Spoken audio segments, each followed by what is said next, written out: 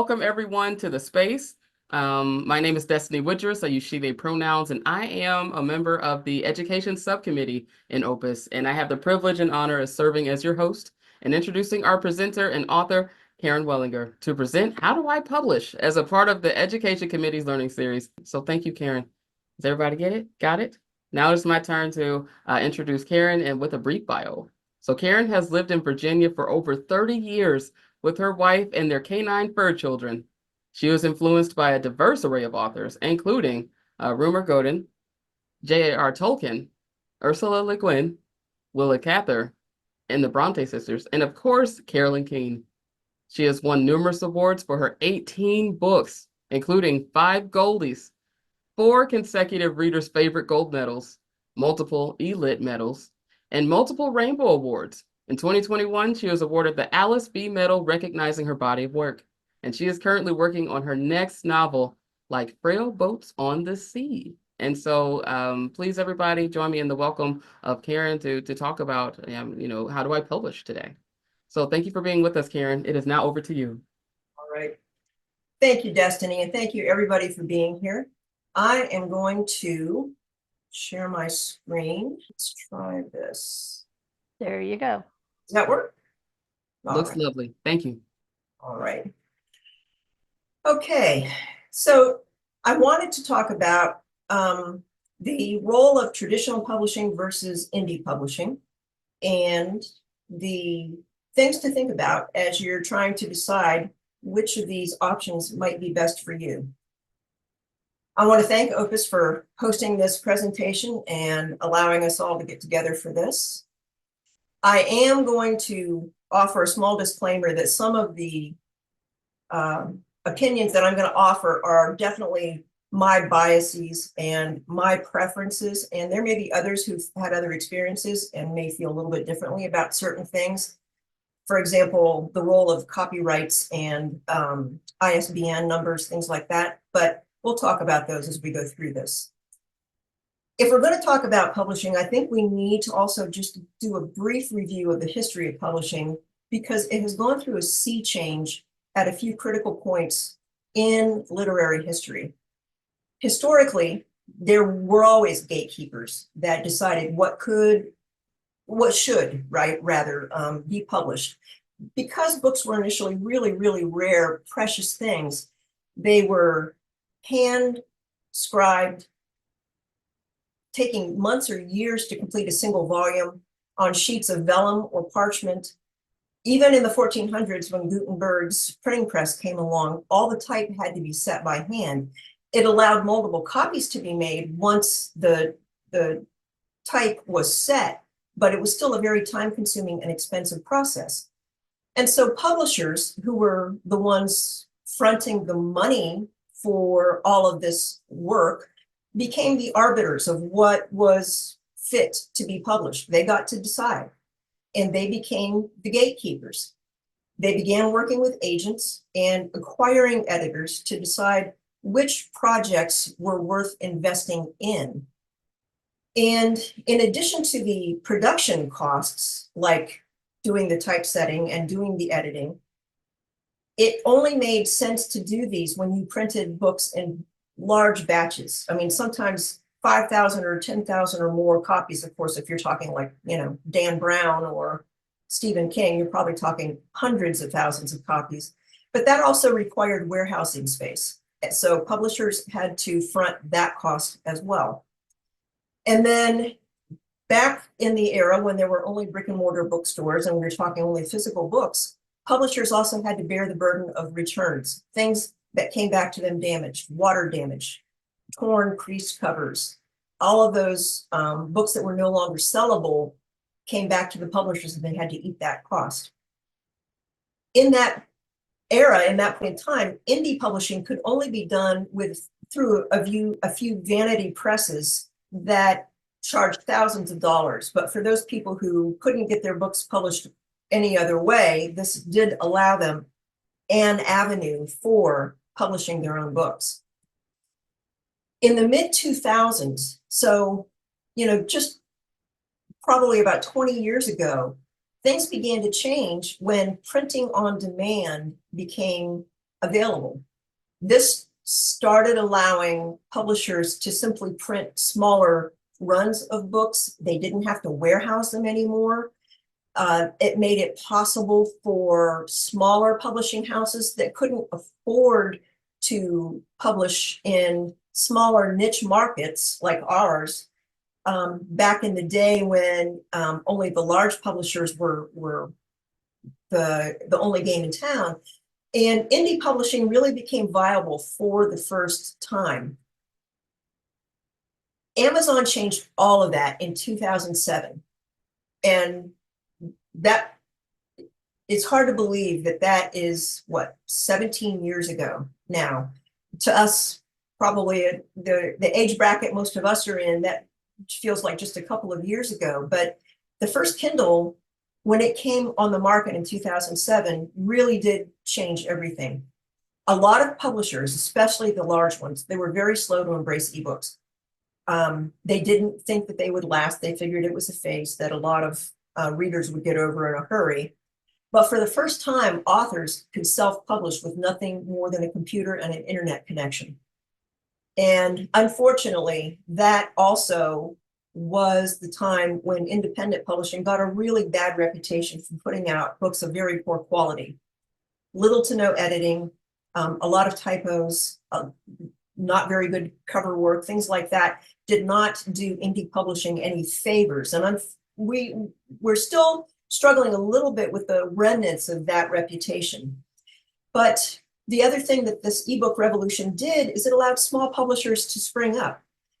Again, in our niche, which isn't large enough for, you know, a Random House or a Hatchet to really be interested in, we now have a plethora of publishers who are willing to put our stories out there. So if a publisher is something that you are thinking of going with, there are some things to think about. And believe it or not, it starts with actually writing your book. It's funny to read the blogs of agents and acquiring editors with some of the larger publishers who all have stories about getting queries from people who write them saying, I've got an idea for the best book you've never read. How much will you pay me to write it? And it doesn't work that way. Unless you're Suzanne Collins with a Hunger Games concept and a proven track record behind you, they are not going to offer you a contract on spec. You need to have the book written, polish it, have it beta read.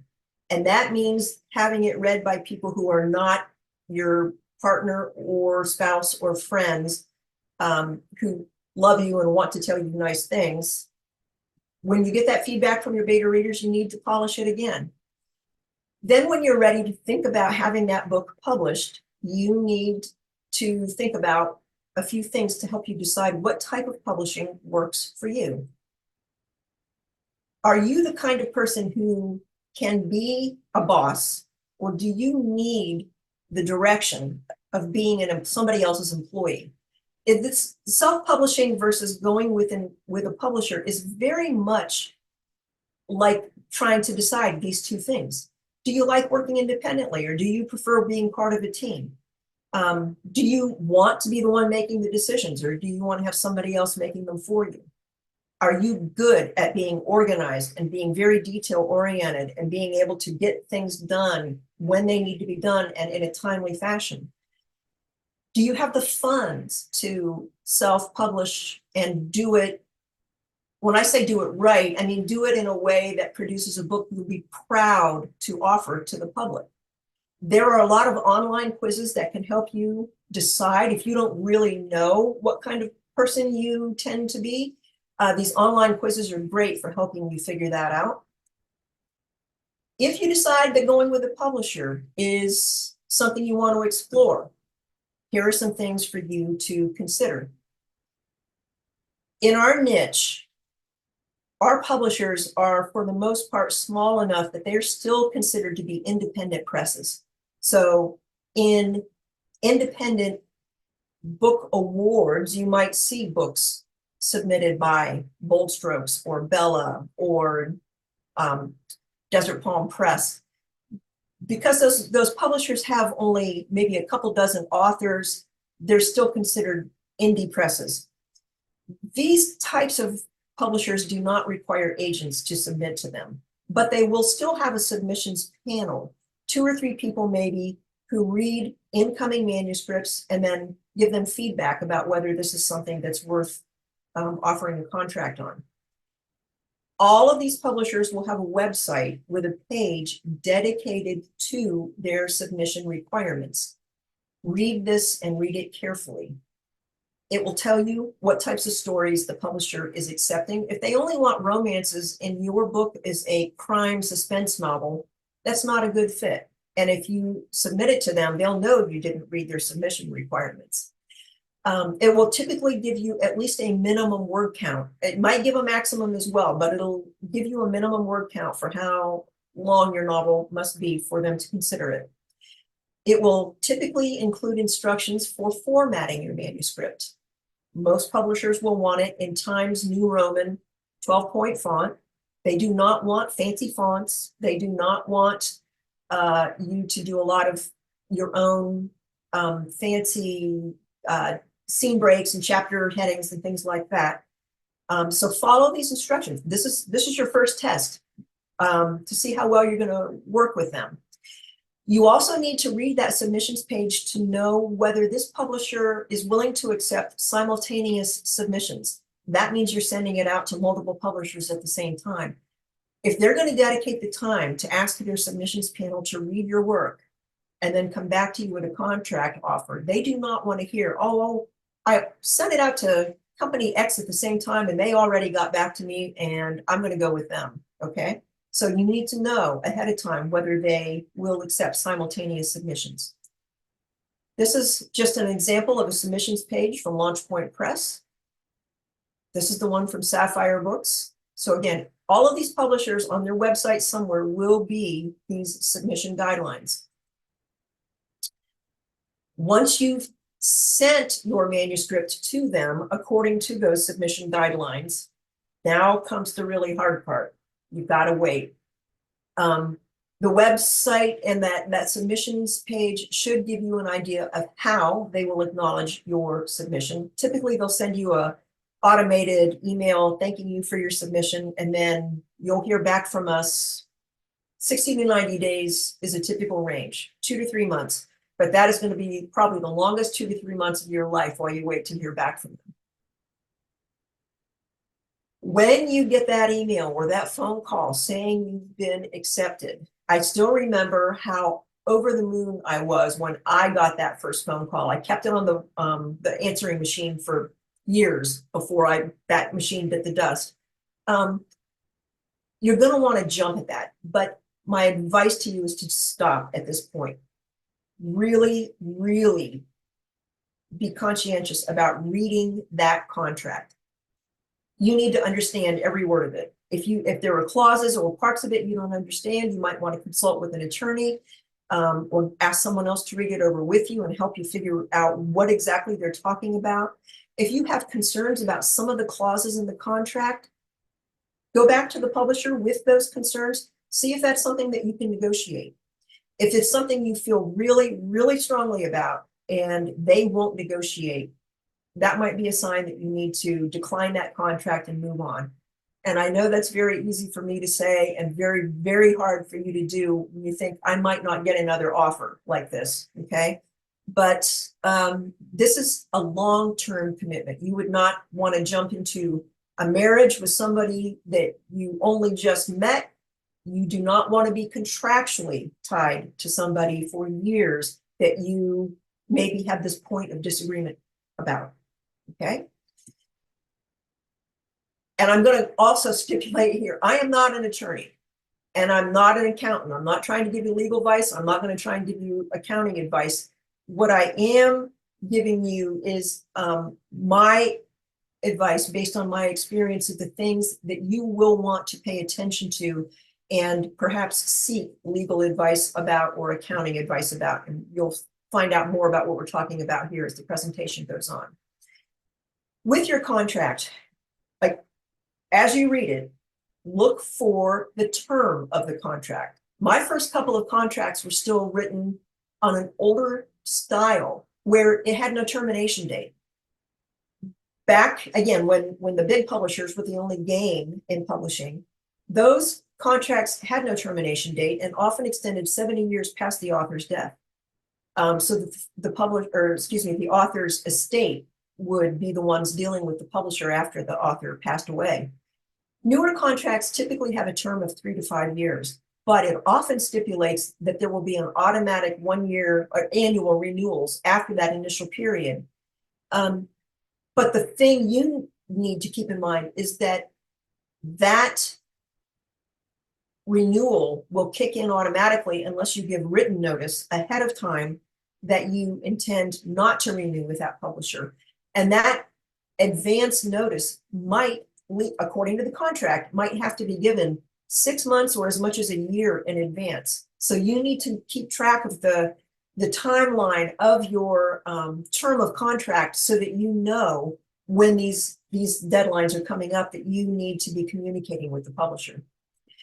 Another clause that I only had in one contract, and I'm so glad it was in there, was one that gave a deadline for the publisher by which they had to have my book published or the rights would revert to me. Now, in that case, it was 3 years and they still did not get my book in print in a 3-year period of time. It just sat there with them. But if that clause hadn't been in there, I might never have gotten the rights to that book back. I've insisted, I mean, I don't work with publishers anymore, but when I did for a couple of books after that, I insisted on a clause like that. So that might be something you want to think about asking for. If a publisher's timeline gets derailed for whatever reason, you want some recourse to be able to get your book back. Look at the contract and see if it stipulates a right of first refusal. And there are different kinds, and you need to understand them. One type of right of first refusal gives that publisher the first rights over any future work you write. And that can tie you to them for a long time. And as long as that's a happy relationship, that's not a problem. Another type is that it may only be a right of first refusal towards any work that involves those same characters. So if you're writing a series, it might make sense that that publisher wants to have the first rights to any future books that in that series that use those same characters. But then even beyond that, you need to also understand, does that clause give publisher A the right to counter an offer? Say publisher A declined. You shop the book out, publisher B says they want it. This type of clause says you've got to go back to publisher A and say, this is the offer I got. Can you match it or beat it? And so you just need to understand what your obligations are under your contract. What kinds of formats are they going to publish your book in? Paperbacks and ebooks are pretty much a no-brainer anymore, but does this give this publisher also the audio rights, foreign translations, film rights? If it does not, then you own those rights. You can do your own ebook. You can hire a narrator and you can put the ebook, or excuse me, the audiobook out yourself. You could hire your own translator and do translations into foreign languages for overseas markets. If you have a friend who's into screenwriting, you can try shopping it out as to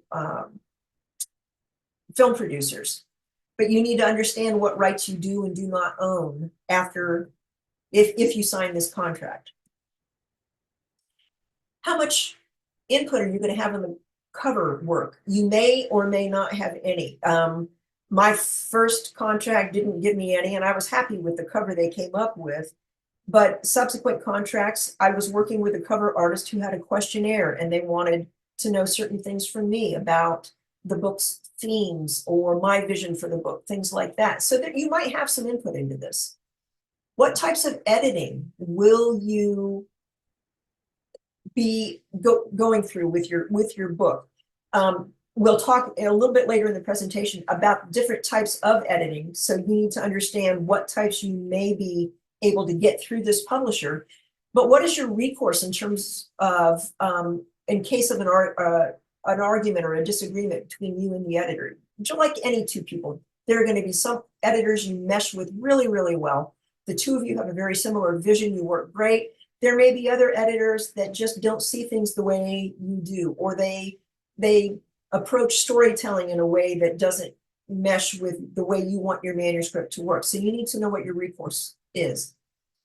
With the royalties, how are you going to get, how much are you going to get paid? It's going to be a percentage, and how often. Ebook percentages are typically higher than paperbacks because for the publisher, there are additional expenditures with publishing ebooks. Once the book is edited and ready, formatted and ready to go, their cost output is basically done. But with paperbacks, there's the additional cost of having the books printed.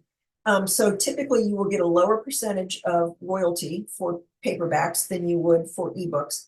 How often you're going to get paid monthly is just not realistic for any publisher that I've heard of. It's too much paperwork. Quarterly is probably the most typical. Any more spread out than quarterly, like biannually, every 6 months, or annually, I think would just be too long to wait for your royalties. That's my opinion. But quarterly is probably the most common. The contract may stipulate your first set of deadlines in terms of getting your manuscript ready for the editor or getting it back to the editor after the first round of edits. You need to look at that realistically. Can you meet that deadline?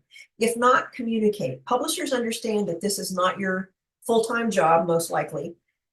Life gets in the way. So you just need to be upfront about whether there might be a need to bump a deadline back. Look at your contract and see if there are non-disclosure clauses. They might not want you talking outside the company about what percentages of royalties they're paying. They may have a tiered royalty schedule. If they've had somebody who's been a bestseller with them for 20 years and you're coming in as a debut author, you may very well be getting a smaller royalty percentage than that person who's carried them for 20 years. So, but they might not want you talking about that either. All right. So you need to understand what your non-disclosure clause says, if there is one. And then in the event of a disagreement between you and the publisher, what are the arbitration options for resolving those disputes? Once the contract is signed, you need to realize that publishers have a long-term view of their publishing schedule. They are queuing books up and putting them through the various phases of production for months, if not more than a year ahead of time. A realistic time frame is 6 to 18 months to get your book in print. That may partially depend on how many rounds of edits your book needs to go through, what their queue, what their backlog is. And then if it's a publisher that sends out ARCs, advanced review copies, if it's to individuals who do reviews online and Goodreads and things like that, that's not usually such a big deal. But if they're going to submit review copies to places like Publishers Weekly, they typically require a book 4 months ahead of publication date. So your publisher has to be, if they're going that route, your publisher has to have basically all of the production stuff done well ahead of your book's release date. Back to communication. This is a two-way street, and this kind of goes to deadlines as well. If you send something in on time and you're not getting your feedback back from them when you expect to get it, that doesn't create a lot of trust on your part. If you're the one not meeting deadlines, then that can set that cue we talked about, it can start to have a domino effect on everything. Every publisher out there can tell you stories about authors who started ghosting them. They don't respond to messages or emails, texts, nothing. They cannot get a hold of the author to find out what's going on. And then there are authors who can also tell you similar stories about publishers who simply never got back to them or took way too much time to get back to them when they had questions. So that communication is something that needs to work both ways. There are a lot of positives to working with a publisher. You will most likely be assigned to one contact person who will be the person to answer your questions. You'll feel like you're part of a family, especially if you go to a conference or a Pride event or, you know, a writer's retreat, something like that. You may be there with people who are also with the same company. You might have input into your cover design, and you'll get to work with an experienced cover artist who might be somebody you would never have had access to any other way. The publisher may pay to enter your book in awards, but a lot of publishers cannot afford to enter every book in every awards that are out there. So that's something you may want to ask about. Before you even sign the contract, that might be something you want to clarify.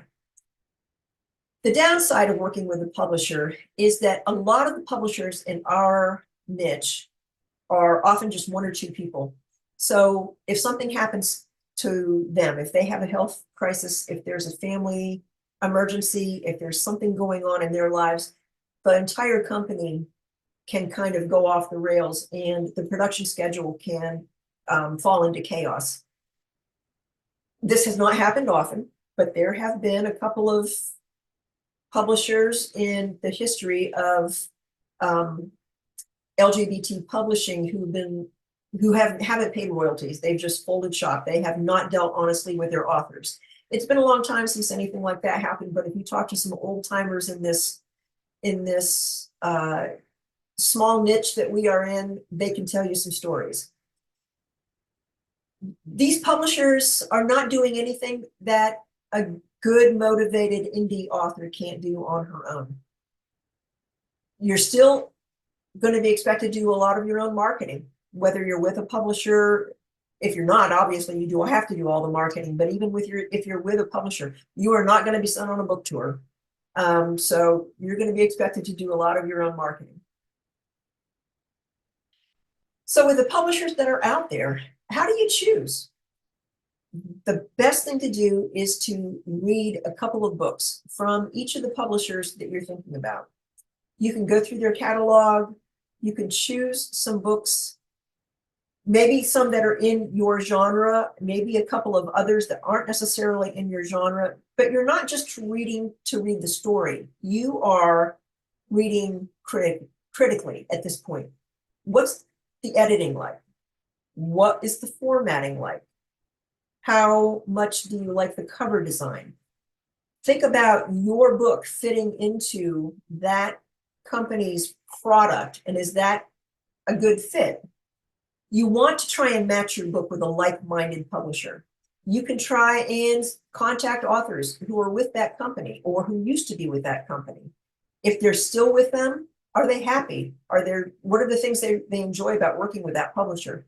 For the ones who have left, if they're allowed to talk about it, why did they leave? Even if they can't tell you everything, they might be able to tell you a few things that led to their decision to leave. And it might not have been anything in terms of being unhappy with the publisher. It may have simply been that they now wanted to go indie, or they wanted to publish under a different pen name in a different genre, and they wanted to do something different for a while. So talk to folks, see what they have to say. If in your considerations, you are thinking about being an indie, you will be the one to wear all those hats. You'll be the boss. You're obviously going to be the author, but now you're also going to be the publisher. You're going to be the bookkeeper. You will be the marketer. You'll be the subcontractor who's responsible for basically finding and hiring cover artists, editors, formatters, or you are going to be the cover artist and the formatter. I would still recommend you do not do your own editing, but we'll talk more about editing in a little bit. If you don't have really good computer skills and graphic art skills, you trying to do your own cover, you doing your own formatting can result in a book that does not look like a really polished professional product. So you need to be honest with yourself about what your limitations are. I know mine. And you need to think about what kind of image you want to project. Are you just somebody who enjoys telling stories and you just want to get your stories out to readers? There are a lot of websites out there that started as fan fiction, but now have kind of expanded to allow pretty much anybody who wants to upload their stories there for free for readers to read. You get feedback, you get the thrill of having your work out there for people to read. But if you're somebody who wants to sell your books to people, you want to think of yourself as an author. This is one of those places where my bias is that if you're going to charge people for your work, you need to be approaching this as a professional. You need to be thinking of it like a business. You need to put out a product that's on par with anything coming out of the big six, okay? That is the kind of image that I'm going to be focusing on as we continue through this discussion of how to approach indie publishing as an author. You will need to have a tax ID number. This might be your Social Security number if you're going to just do this under your own name without establishing a company. But if you're going to establish an LLC, you will need to get a tax ID number from the IRS. There are different kinds of companies that you can establish, but limited liability corporations are probably the most common. That's what I established. I did not have to go through an attorney to do this. I live in Virginia, and the Virginia State Corporation Commission had the place to form a limited liability corporation online. I was able to do this. Your State Corporation Commission will have you filing your paperwork, and they will need that tax ID number. They will also issue you a state tax ID number, at least Virginia did. In terms of whether you need a business license, you need to check with the locality where you live. Again, I'm in Virginia. I live in a smallish city of about 25,000 people in the midst of a much larger county. In my city, I needed a business license from the day I earned my first dollar. Out in the county, if that's where I lived or that's where my office was where I did my writing, I wouldn't have needed a business license until I exceeded $5,000 in income. I know some people are like, how are they ever going to know? But you know what? It's a $50 a year filing fee for a business license. To me, that's not worth taking the chance of a fine of $5,000 or $10,000 for what I could have done for 50. So for me, that was a no-brainer. So check with your locality and find out whether or not you are required to have a business license. You need to think about what formats you're going to publish your book in. Ebooks, again, are probably a no-brainer for everybody, because this is where 80 to 90% of our book sales take place. Kindle, even though Amazon is now accepting EPUBs with their newer e-readers, there are a lot of readers out there who still have older devices, older Kindles that still need the Mobi file format. So you're going to need to, and I talk like I know what I'm doing with computers. I don't. These are the formats my formatter gives me my books in, and I'm very, very grateful. But for those people who have these types of e-readers, they need a specific file type for it to be readable, okay? And EPUB has probably now become the most common. You need to think about whether you want to go with Kindle Unlimited on Amazon. If you do, you are locked into Amazon only. That is an exclusive club. You are not allowed to sell your ebooks anywhere else if you go with Kindle Unlimited. If you do and Amazon finds out about it, they may very well close down your Amazon account and take your books off market completely, okay? Vellum is a company that does offer ebooks, and there's an upfront fee for using Vellum. In terms of paperbacks, again, Amazon, Kindle Direct Publishing will produce paperbacks with no upfront fee. You'll pay your author cost for your author copies of your paperbacks that you do through them, but you will have a harder time getting into libraries and brick and mortar bookstores, however many of those there are still around in our various places where we live. You can also go through Lightning Source, which is a division of Ingram. There is a fee for producing your paperbacks with them, but they are linked to traditional bookstores and library distribution networks. And Vellum, again, the same company I mentioned up above, there's also an upfront cost with them, but they produce, from what I've heard from the authors who use them, the paperbacks that they produce are really beautiful, very high quality.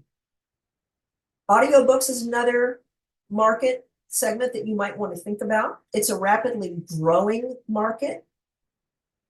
You have two options. You can pay a narrator up front, or you can do what's called a royalty share agreement with the narrator, where the two of you split your royalties 50-50 for a period of time. And I think the initial contract term is 7 years.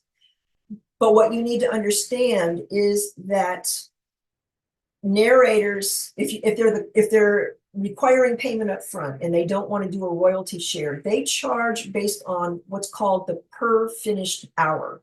So they're assuming the cost of doing any edits on their audio narration. But let's say you have a 10-hour long book. The per finished hour rate can be anywhere from $100 an hour to $400 an hour. So you could be looking at, thousands of dollars of upfront cost for hiring that narrator. And I think most of us who've done audiobooks would tell you that there's kind of a questionable return on that investment. People who are loyal audiobook listeners love having audiobooks, but they're not probably the most profitable thing from an author or a publisher standpoint. ISBNs. This is the unique identifying number for each edition of your book. If you do a title as an ebook and a paperback, you will need an ISBN for each one of those, okay? If you get a free one through Amazon, or what was Smashwords is now Draft to Digital. I'm going to use those names interchangeably because I still think of them as Smashwords. You can get an ISBN from them as well.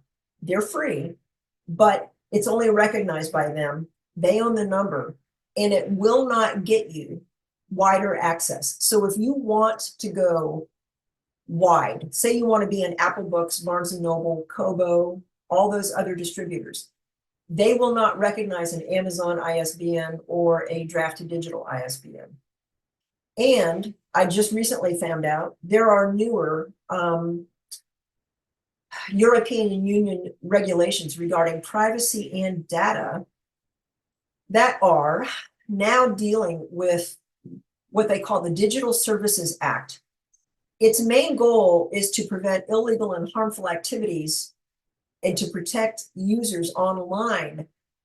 But this screenshot that another indie author posted in a Facebook group stipulates that if you are an indie author, if you are the trader under the EU agreement, under this Digital Services Act, you need to give them your phone number, your email, your physical address, and you need to provide documentation to verify this information, and it's going to be published on your book's info page. So I'm going to go back.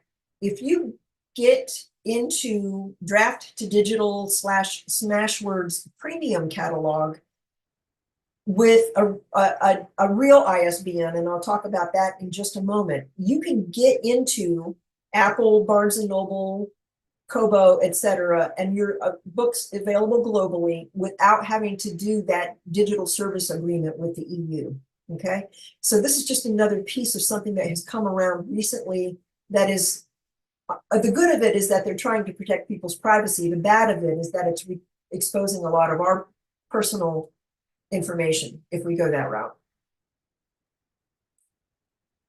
So this is what a listing of my company looks like on from one of my books. I established an LLC called Corgan Publishing. That is the publisher of record for my books.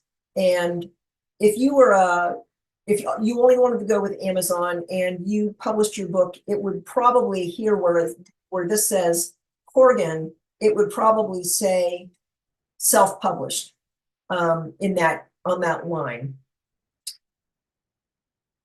Copyright. Not everybody agrees on the need to file your manuscript for an official copyright. And I'm going to limit myself to what's available here in the US. I'm not sure how this works in other countries, so I apologize for that gap in this presentation. But even though by law you own the copyright as soon as you produce any original work, artwork, literary work, whatever, how do you prove it? This kind of cheap woman's way of protecting your copyright, of printing it off, putting it in an envelope, sealing it, signing the flap, mailing it to yourself, and never opening it so that you have a postmark of that date, that would not hold up in court. Most attorneys, literary attorneys, have agreed that that is not going to prove your copyright. Copyright registration is $45 if you do it online. For a full novel, that is definitely worth that cost for something that probably took anywhere from 6 months to years of your life to produce, right? And I'll tell you, there are more and more instances of copyright violations, full-on plagiarism, especially now with AI. I don't know how many of you have seen author Jay's posts online about several of her books, and she's notified many of the rest of us of our books also having been plagiarized with nothing but a change of names. Everything else is word for word. And this is the kind of place where you need to be able to prove your ownership of that original work, okay? If you go with a publisher, the publisher will copyright the book in the year of its production, but you still should, in my opinion, file your copyright in the year you created the work, especially since we've already talked about the fact that it could very well be over a year before your book is published. You have that protection in the meantime, okay? When you do not have that copyright registration, it's difficult to prove not only that you do own the work, but the timeline of when you created it. And that's part of it, is that if it comes down to having to do something on a legal basis to protect your work, this is something that gives you a very firm layer of protection. Editing. Now that we're not dealing with a publisher who's going to provide the editor for you, it's up to you to arrange for an editor who will go through your work. Not all editors are created equal. There is no standard for editing, even though there are certificate programs and degree programs out there that will give people qualifications. A good editor is somebody who will polish your work but not try to rewrite it in her own image. It's almost a sacred relationship that you have with your editor in terms of trusting her with your work, getting it back, and knowing that she's hoping to make it better, even though you may be crying as you read all of that red ink or those track changes on the sides in the margins. If you're not sure, you might want to arrange audition where the editor does a sample edit of 1 to 3 chapters of your book and see how the two of you mesh. Now, on the editor's side, she may be like, oh my gosh, this isn't somebody I could even stand to work with. It's way too much work. Or she might be like, wow, this person is somebody I really could get along with, and this is going to be a great relationship. It's also okay to ask for references. Ask your editor for names of other authors that they've worked with, and read those books, but contact those authors and find out what the experience was like. Once you found an editor you like, that you get along with and trust, that is a relationship you will want to hang on to. A lot of editors will arrange a payment plan if money is tight. But please realize too, that for them, it's not like they can repossess the work they did. If you stiff them, they're out their time. So this needs to be a trusting relationship. Most of the time, editors will charge by the hour, sometimes by the word. So you can tell by the length of your manuscript, you can get a ballpark idea of what the rate would be. But the cleaner your manuscript is, the easier the edit will be, the fewer hours that will be spent, and it will be more cost effective on your side of things. So the types of editors that are out there, acquisitions editors are really, I think, only encountered for mainstream publishers, the big ones. None of the publishers in our niche have acquisitions editors that I'm aware of. A substantive or content editor, I don't think I would be cut out to do this, because these are the people who can kind of read something and point out big plot holes. They look at the big picture, the characterization, consistencies in timeline, how realistic is the dialogue. This is an early on form of editing. I don't think most of us would probably task an editor with this level of editing. This would be something that would probably, where a manuscript would probably still need a lot of work. Where most of us are going to come in to our editing process is going to be with a copy editor and a line editor. I'm going to kind of talk about these together because their roles overlap so much. We're basically now getting into the nitty-gritty. We're cleaning up grammatical snafus, we're cleaning up typos, we're looking for inconsistent spellings, we're looking for things that violate point of view. If you're head hopping in the middle of a scene, you're kind of looking at things first from person A's point of view, and then suddenly we're in person B's point of view. These types of editors are going to be looking for those kinds of things, okay? There may be more than one round of this type of editing. Again, it kind of depends on how much needs to be fixed. And then the last stage in this process is going to be for one last proofreading, where you're trying to catch those last typos, any missing words. It's amazing how our brains fill those in. And then as soon as you get that bound copy or the finished paperback and you read it, and suddenly those missing words jump off the page at you, and you're like, how in the world did I miss that? But you did. So those are the kinds of editing that you will want to consider as you're getting ready to publish your book. This is a really good book for, again, because we're trying not to edit ourselves, but for the polishing of our manuscript. Self-editing for fiction writers does help a lot with us trying to find those things and clean up our manuscript as much as possible before we turn it over to an editor.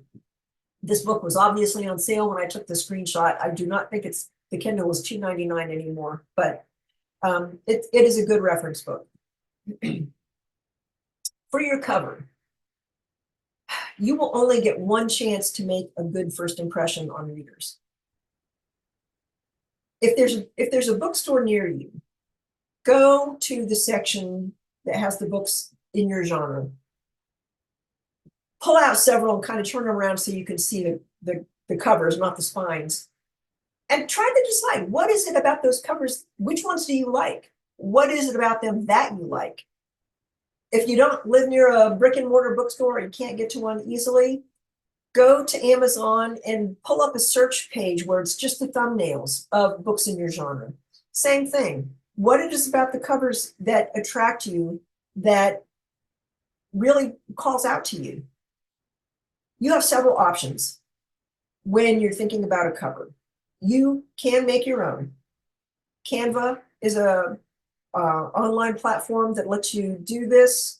I think Kindle now allows you to kind of create your own cover. You can use those book cover templates. You can buy ready-made covers for certain genres. Book cover artists sometimes will pre-create, say, vampire book covers or romance book covers.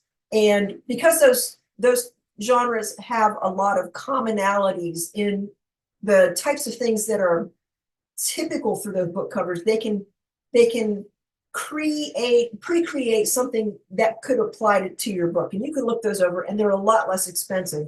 Or you can hire that cover designer to create a custom book cover for you. That is the option I choose. I spoke earlier about knowing your limitations. I do not have graphic arts skills. I can, as we found out trying to get this presentation off the ground, I can barely get Zoom to work. So for me, trying to create my own book cover would look like an amateur did it. And that's not the image I want to project. When you are using photos for book covers and you're using stock photos, you really, really want to be careful of which ones you use. And you might want to, again, scroll through what's available online to see how many books have used that same photo or something similar. Every bookseller can tell you stories about customers who come in. I can't remember the title and I don't remember the author, but the color was blue. Or there was a woman in a red dress. So you need to be careful about cover clones, okay?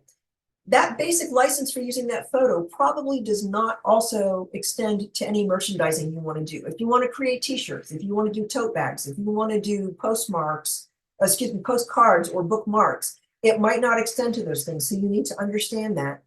That photographer has the right to revoke that, the rights to that photo at any time. So you could have put a lot of money and effort into creating this cover with a photo that then you no longer have the right to use. And I will repeat it again, readers often don't remember the title or the author. They only remember something about the image on the cover. And this is an example of the exact same photo, obviously. All they changed was the color of the suitcase, the text and colors of the title and the author's name. But if you didn't remember that, you'd say something about a striped skirt. These books are going to look exactly alike.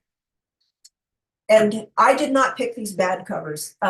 If you do an online search for bad book covers, there are a lot of really hilarious examples out there.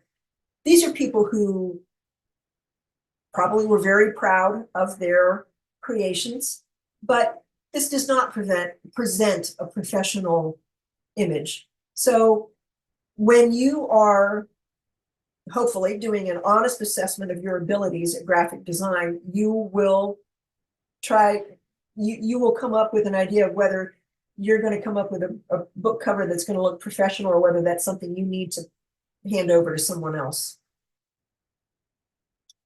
So again, covers, what makes a good cover is kind of in the eye of the beholder, but try to figure out what appeals to you. See if you can find either an artist or a way of conveying that if you're going to create the cover yourself. And this is really, really, really important.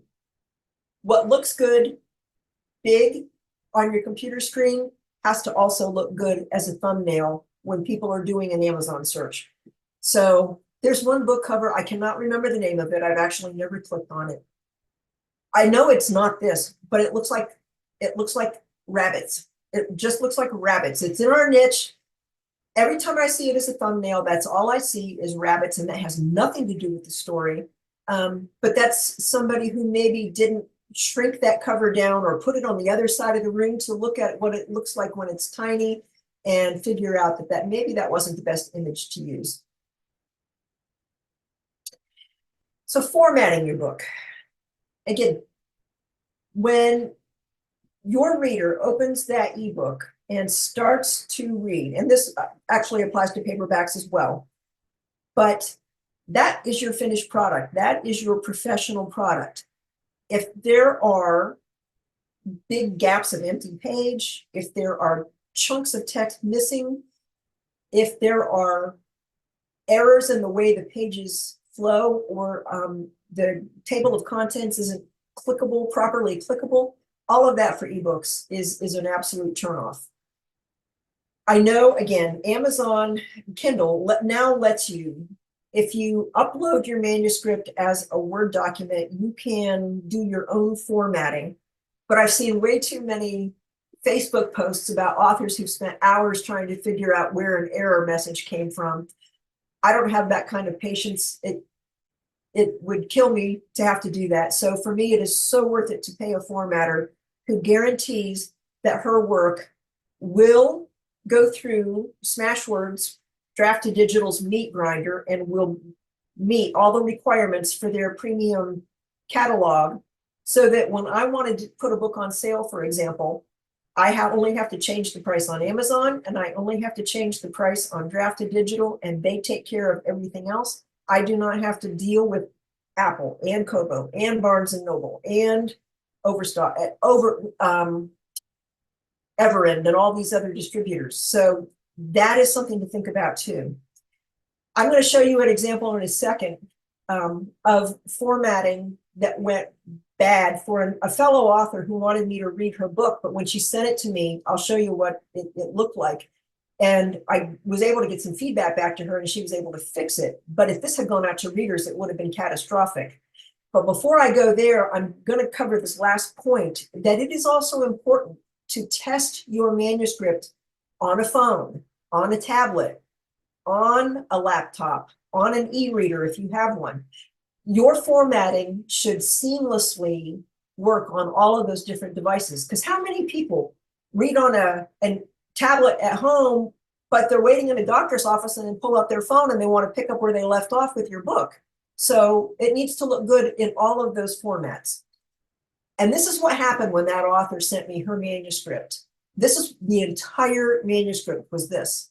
This is unreadable. So again, I was able to get some feedback back to her, and she was able to get it fixed. But if this had gone out and the book was put on sale this way, that would not have been good.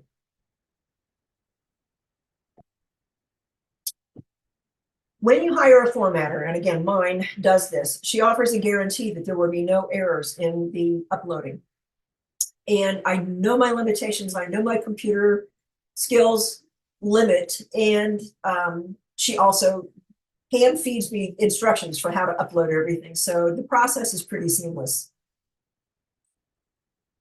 Holding that new book in your hands, it never gets old. This is something that you will never, ever get tired of. I don't care if it's your first book or your 35th book. It's something that is just a joy. Let's look at the breakdown of costs. We talked about ISBNs. And the only place to get official ISBNs in the US is Bowker. And I have a reference page coming up on a subsequent slide for them. I really, really wish I had just bitten that bullet and bought 100 ISBNs from the get-go. I got 10. And so for an ebook and a paperback, that got me through my first 5 novels. After I purchased 3 batches of 10, I finally bought 100. So, I mean, I've spent way more money buying those 3 batches of 10 than if I had just bought 100 to begin with. I know that might not be financially feasible for everybody, but if you expect to do more than 5 novels, it really is worth it to at least think about just biting that bullet and getting those 100 ISBNs, which for me probably would have seen me through my entire writing career. As it is, I'll probably never use all the ones I now own. Copyright, like we said, is $45 to file online.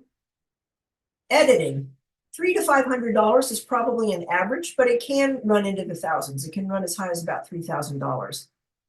Covers, if you do a custom design, a cover artist is probably going to charge anywhere from $200 to $500. It should be a little bit less than that for getting one that's ready-made. Formatting often will be tiered based on the length of the book. My formatter has one rate for up to, I can't remember, 80 or 85,000 words, and then a slightly higher price for books longer than that, which again, to me, for the amount of sanity it saves and me cussing at the computer, trying to upload my own book and do my own formatting, this is so worth it. So that's something to think about. Proofreading, proofreaders may charge. If your beta readers are willing to do follow-up proofreading for you, at the very least, a copy, a physical copy of the book, if they're still taking paper copies. Some people aren't. They don't want books cluttering up their house. What I've done is offer Amazon gift certificates to my proofreaders, my beta readers and proofreaders, as a thank you. I mean, they don't always charge for it, and they're willing to do it a lot of times out of the goodness of their heart or just because they enjoy your writing. But it's a nice thing to offer a thank you to them. So here's the address for Bowker. You're gonna, if you just do a online search for ISBNs, you'll see this website. You create an account, you purchase your ISBNs, and then there's a button that says Manage ISBNs. This is the page that allows you to assign your ISBN to, say, I always do the ebook first, and then I do the paperback for each title as I go along. Remember this, if other distributors offer free ISBNs, that's wonderful, but they own the number, not you. And it will only be good on their distributorship, okay? It will not get you wide. It will not get you into other markets like Apple and Kobo and Barnes and Noble. And for copyright, if you do an online search for copyright registration, it will take you to this .gov website. Again, you create an account. Make sure these passwords are good and secure, because these are not ones you want anybody hacking into. So create an account, follow the instructions. It's a $45 fee to upload your manuscript for copyright registration. And then they mail you this form with your copyright registration number, and it's embossed, and it's really cool to hold that in your hands, and you get to look at that and know that this is a copyright for a work that you created. And that is our presentation. All right. Caren, that was fabulous. I don't know about everybody else, but who knew there was so much work into putting out a book, whether it's indie or going through house. And it was just such a well done presentation. And I was taking my notes like this. I wasn't writing fast enough. So I'm very glad that it's been recorded. Let's check and see if there are any questions from the group. Looks like the first one technically we've got is McGee. Going back to the rights of the book, if you get your rights back, how long does it take to republish? So going back to the story where you were sharing about how they took so long to get back to you, and then after a while it reverted back to you. But how do you republish after that fact, or what was the process like for you going through it? Real quick, I'll just fill you in. I publisher one that did my first book back in 2008. They got caught, of course, 2008, the recession hits. Bookstores are closing everywhere. It was, timing wise, was not the best.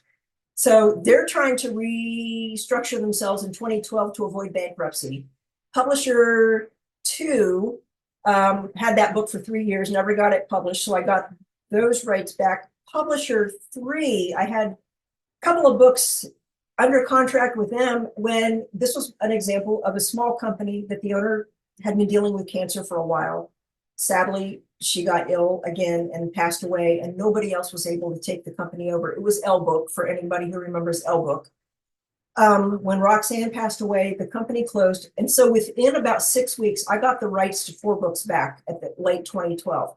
Luckily, by then, I had already been bugging other authors who were indie publishers about what the process was like. And I had a notebook of their very kind, lengthy emails that helped me through a lot of what's in this presentation, in this PowerPoint, explaining a lot of this stuff.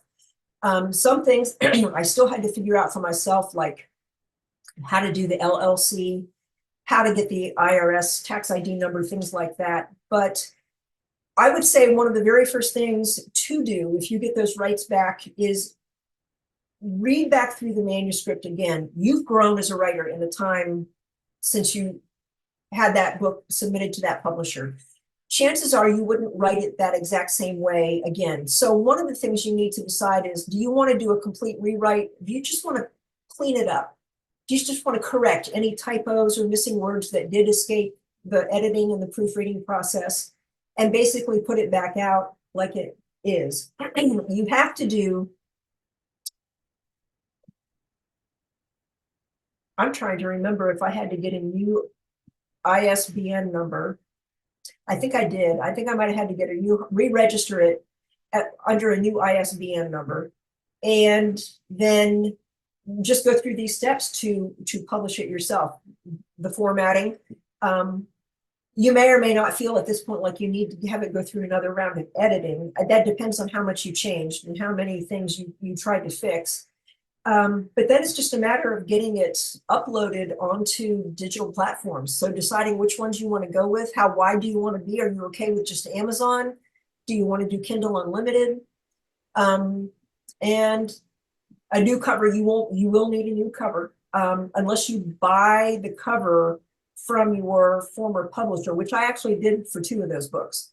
I published the covers for 2 of my books from the publishers that we originally had them done with, because I like them so much.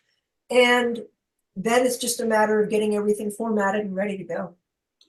Hey, Caren, when I did it was basically a 4th edition of Gunshy, I had changed kind of a lot of stuff, and so I paid the money to have it to the copyrighted, to have it recopyrighted. Well, that was a dumb thing because they keep the money, but then they write you an email that says, you already copyrighted this book in its previous form. You don't need to copyright it again. So that was an interesting experience that I have not repeated. Yeah, I think unless you make substantial content changes, like if you added another 30 or 40% to the book, or change 30 or 40%, that might be grounds enough to argue that this needs to be re-protected under new copyright. But yeah, other than that, they're gonna, like you said, they will keep the money and then not give you a new number. ISBN wise, you probably will want a new ISBN though. Well, you'll be getting your own ISBN if this is something you're now doing that a publisher originally had. Also, if you have an introduction to your book or preface, or something where some other author, some other person contributes, you have to actually pay a little bit more because you have to copyright for them their part as well as your part. Again, learned this the hard way. Mary D did a lengthy introduction, and when I went to put it in, they charged me more than the $45. Well, they just rejected it, and then I had to pay again. So I think it was more like $75 or something like that. Big pain. Yeah. Hey, Hey, Caren. Ellen, I see your comment over here that copyright laws have changed. Can you explain that a bit more? So basically, you used to be able to sue for copyright infringement as like once you created the product, it had been published, you own the copyright, so you could sue for copyright infringement. The copyright laws have changed in that unless you have a registered copyright, you will not be able to sue for damages under the copyright law. You can still claim that they infringed on your copyright, but you can't recover any damages until you've actually registered your copyright. And that makes sense.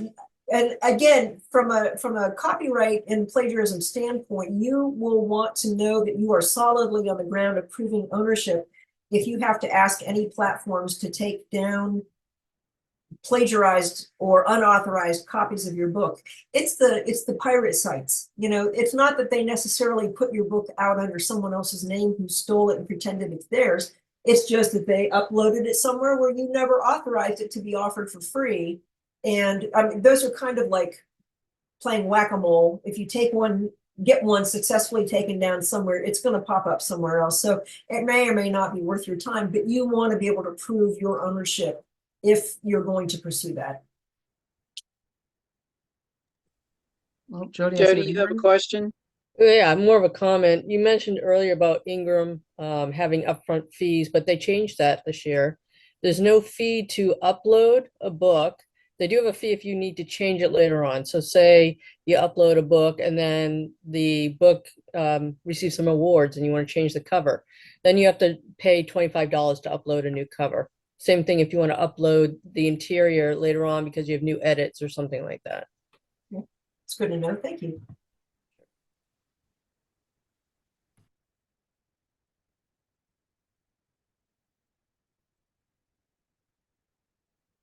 I had a question Yes. in the chat. Do publishers usually pay for the copyright, or is that something you have to do outside?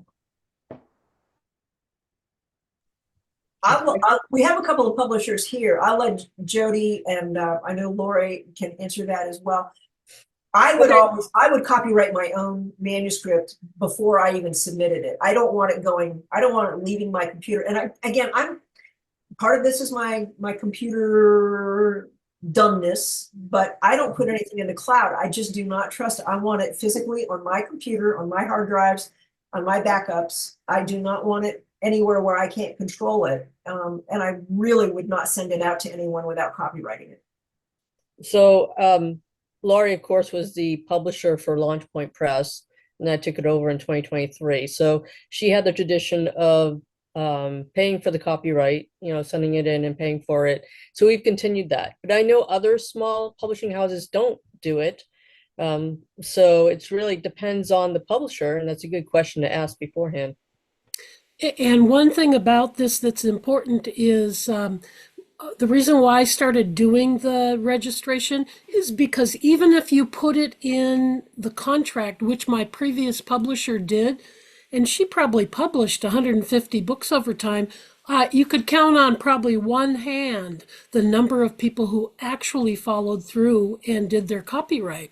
And so the reason why I started doing it was because you just can't rely on the author. And if there's a problem, the publisher can also lose money and have all kinds of problems. So that's why I started doing it. But Jody's well within her rights to require the author to do that. And I think big publishers, the New York publishers, they do the copyright. But it's expensive for, depending on how fast you put books out. So sometimes people would rather have the author do it, if they will. And I think those two copyright things, the manuscript is one thing, but the product, the book, the finished published book is the company's product. So to me, it makes sense for both of them to protect their interests, especially because technology and AI is making it so easy for books to be copied and plagiarized now. Now, when we copyright a book on behalf of an author, it's copyrighted in their name because the material in the book is theirs, even if we did a ton of editing and all that. So if a publisher copyrights it for themselves, that would have to be a different kind of more of a packaging kind of a deal. And you can't really do that. So if Caren, if you were to take your manuscript and copyright it, when the publisher went to copyright it, there would be questions because unless you change the title, so that can be kind of a problem.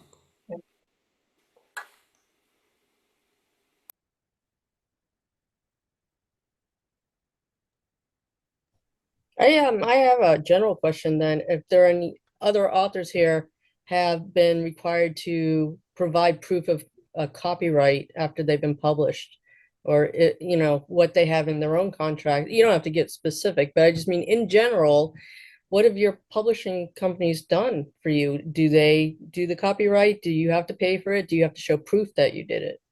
So if anyone wants to volunteer that information. I did my own copyright, but I believe my publisher did offer the option. Back in the 90s, I was with kind of a fly-by-night publisher that was eventually sued by all the authors for breach of contract or something. They required it. But every publisher, real publisher I've had since then has always done the copyright for me. Very lucky. Is the fact that I don't know alarming?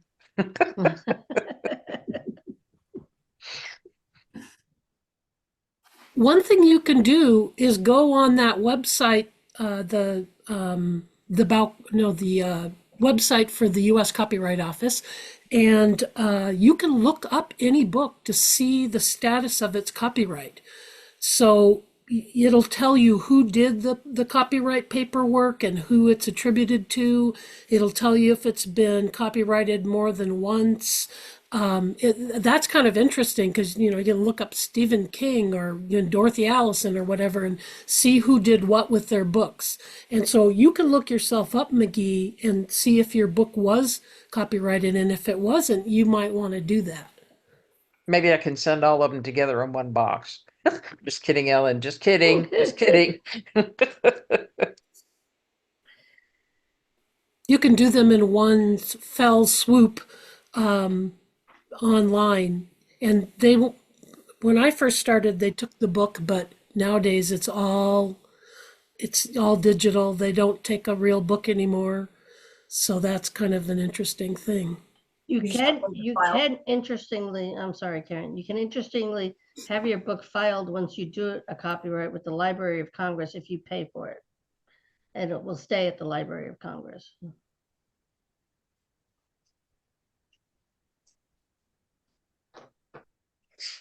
Well, I have one question, if there aren't any others. For somebody that is a newbie and is looking at, breaking into the game, it could be a question for Karen or for those who've been in it a while. Do you recommend for a first-time author to go the indie route or the house route? What might be some of the pros and cons of either? I've got 20 books out now, and each one is with the publisher. I do have two that are with a smaller, really small publisher, but they're all with publishers, and they handled everything for me. I like the idea of not having upfront expenses. Yeah. I don't have the wherewithal to be in charge of anything. I'm like, just here, take it and do whatever you want to it. I'll deal with the marketing aspect of it if I have to. But as far as getting the rest of it done, I have a full-time job. I have other interests. And I just didn't have the time for it. I don't know that I would have gone indie myself if I hadn't also had the experience of having to buy out the guys who own the PT clinic that I went to work for as a staff therapist. One was going through a divorce and the other didn't want to own it by himself. And I ended up having to buy them out, and talk about a steep learning curve. If I hadn't had that experience, though, I don't know that I would have felt comfortable taking all of this on. It goes back to that early part of the presentation talking about, do you see yourself as an employer or an employee? And I really think that that is a good way to try to do a self-evaluation and try and figure out what your strengths and weaknesses are. Literally, if you cannot be self-motivated to deal with these details, you're probably not going to have fun being an indie. There's just so much that has to be taken care of, and there's nobody else going to do it except you. So, Destiny, another thing is there's advantages to being with a house because you've got fellow authors, and we've seen at conferences where you get a little clique of particular publishers, authors, and you've got friendship and camaraderie there, which we of course can get if we work at it, but it's ready-made if you're with a publisher. Like Caren was saying, she's semi-technical, but not excessively. So there's a significant expense that the publisher will pay for that you don't have to pay for. And the advantage that I see with going with a publisher is you don't have to keep learning and relearning things. So for instance, Caren and I both are doing independent kind of things, and it's expensive if you don't know how to do everything. And so like if you're good at learning formatting and you're good at all this kind of stuff, which I've little by little learned how to make covers, how to format, how to make a ebook, how to typeset. Then if you're techie, then, and you've got time, then maybe you do want to go indie. But if you don't, then definitely you go with publisher. Yeah, I would add on also that when you go with the publisher, you have their reputation as well as your own. So especially when you're starting out, you already have that built in. So not only are you presenting yourself through the publishing house, but you're also connected to the other authors within that publishing house. So that's an advantage, absolutely. And then as Laurie was saying, you don't have all those upfront costs. You don't have all that expertise you need to learn in order to present a good product, because you don't want to present yourself to the world in a subpar fashion, just because you don't know how to do the formatting or something like that. Yeah, 2 points. One is you get free dinners at cons with the publishers, which Sometimes. most of the time, which could be Very nice true, to very get true. together for a family meal, if you will. The second thing is a friend of mine recently started doing all self-publishing, and she's pulling her books from a publisher and doing them herself. She has no life.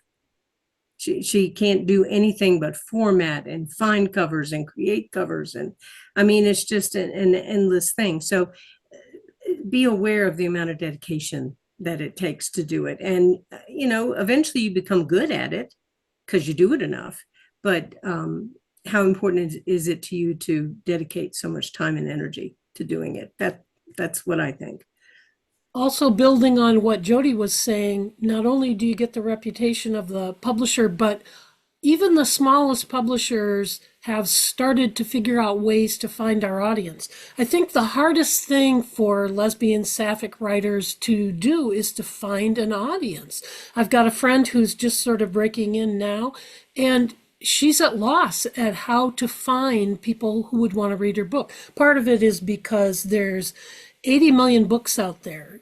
20 years ago, a new book was like cause for celebration. But now there's a new book every day, 2, 3 books every day sometimes. So having a publisher who has a list of people they can market to, like a good example, Bella does distribution and they do publishing. And so they've got some ready-made contacts going on there. They must have, I don't know, thousands of different email addresses that they're updating people with that information. So in addition to having the integrity of a publisher behind you, they may be able to help you find an audience. It is hard as a debut author with only your first book out. If you put it out on your own, as Lori said, trying to find an audience, trying to break in. There are a few people, every now and then a new author makes a splash. Milena McKay comes to mind. I mean, her books have done extraordinarily well. But I don't know what the ticket is. I don't know what the secret is to how those people break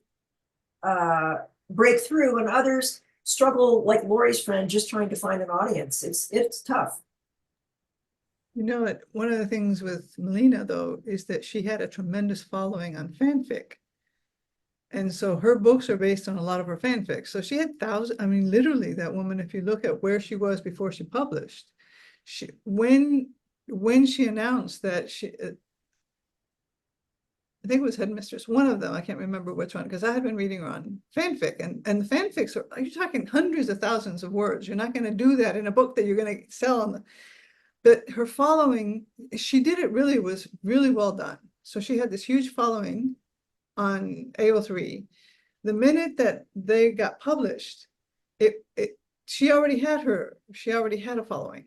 So did Lee Winters. So that it's if you're writing, if you're going to publish in the same genre that you're going to do fanfic, you start picking up a following that's almost better than having like an email list. And Missy Good's a good example of that too. Yep, The list absolutely. good, Yeah, and so I'm very bad because that's what I'm doing. That's why I practice, because if you're going to mess up, no one can hold it against you. Bad review on fanfic is not going to sink your boat. But and I didn't start. I went from technical medical writing as research to to doing what I wanted to do after 70. I don't even know the language. I couldn't write a young person. I have to ask my grandkids, would a young person do that? And they look at me, no. Do you see us doing that? So, but when I'm writing fanfic, I can really mess up. And then I will have young people really kindly say, we don't do that. And then you fix it. And then you don't do that on your manuscript. So that's also a place to go.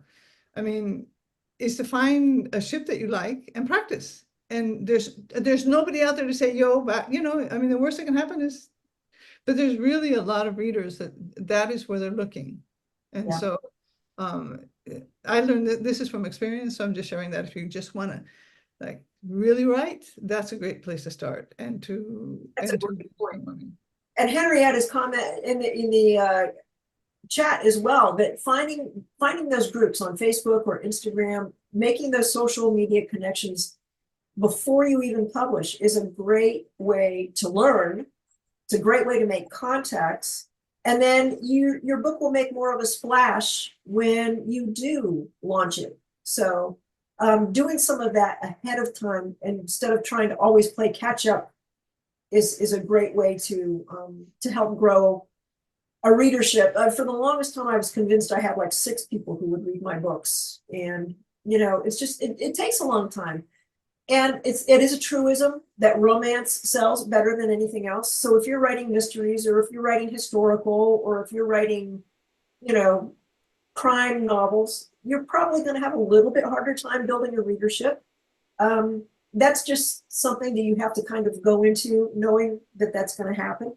And you will need to gear your social media presence maybe into groups that focus more on those specific subgenres. So.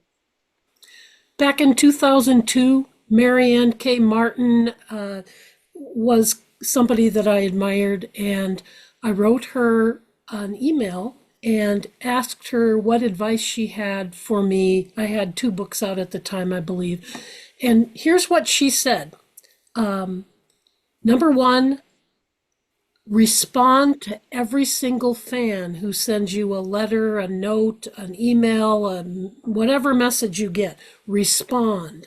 Make sure that you, let them know that you appreciate what they said. And then secondly, keep their email address and send them periodic updates. And over the years, I found that having a newsletter to talk about, a book came out, and letting people know where you stand, that was a really good marketing technique. And so I always highly recommend that, even though I have a newsletter and nothing has happened for so long that I haven't done any newsletter updates. And so I've not even taken my own advice, but a newsletter of email or Facebook is a good thing. Another thing you can do, we talked about book publishers submitting advanced review copies to, review sites and to Publishers Weekly and things like that. But an indie can do the same thing. You can try and build relationships with people who do book reviews on Goodreads, online, they will frequently also publish their reviews on Amazon if they're allowed to, because Amazon gets weird about that.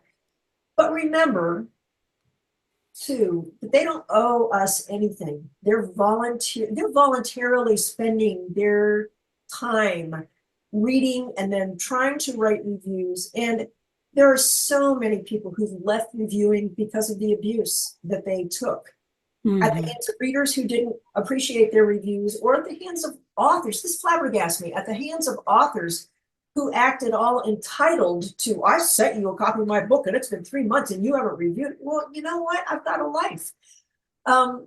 You need to approach that part of marketing with a large dose of humility and appreciation for the time they do put in. They do not owe us a review. They do not owe us their time. So bear that in mind as well. The night, if I could redo this PowerPoint, I probably should, like, every 5th slide, put in be nice. Be nice. The nicer you are to people, the more positive relationships you will develop in this in this world, which in the overall world of publishing, our niche is very tiny. We are Yeah. little fish in a little pond. We could be a minnow in an ocean if we were out there in mainstream literature trying to. I think we're plankton, Karen. Yes, Plankton. okay. I agree. Amoeba. We're amoeba. Okay, ladies. Destiny, our moderator, is now going to close our presentation All right. as I nudge. That wasn't even a nudge. I don't know what the editing is going to look like for this, but I will say that I'm so glad that to share the space with you all. And Karen, thank you so much for your flexibility in answering all the questions that we had today, and giving us something to think about, whether we are newer authors or authors that are well seasoned. This was a great reminder and freshful tips for publishing. And so thank you for all of you for being here today on behalf of the Education Committee. Thank you so much, and I hope you enjoy the rest of your Saturday. And Kieran, a big shout out to you. Thank you. Thank you very much, everybody.